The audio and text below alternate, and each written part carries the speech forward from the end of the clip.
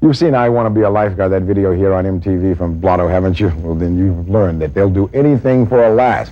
Now, once they dressed up and performed as the Go-Go's for Halloween, and recently they went to a record store. This is just a record store promotion, and they pulled off another wild stunt. In the midst of a heavy metal parody, Sergeant Blotto dressed up as Rob Halford of Judas Priest and bit off the head of E.T. That's what he's got in his mouth. Of course, it's all not really. He wouldn't hurt little E.T. E.T., go home.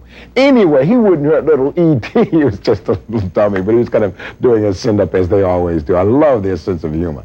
And Blotto's Judas Priest imitation is only the latest in a series of rock parodies for the band. We asked them if they were worried about being typecast as a novelty act. Here's what their answer was.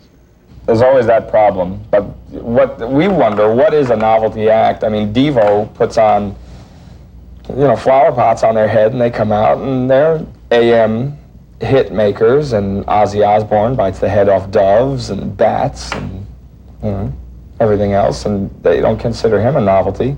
Maybe we should put on flower pots and bite the heads off bats. Yeah, well, there's always that problem. People thought, I want to be a lifeguard. Oh, that's cute. We sold about close to 20,000 records with I want to be a lifeguard, but the record companies still say, wow, it's a novelty, But I just can't figure out what a novelty is.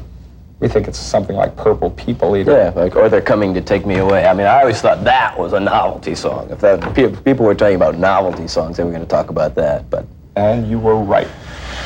A good friend of ours says, once it's a novelty, twice it's a trend. Words to live by.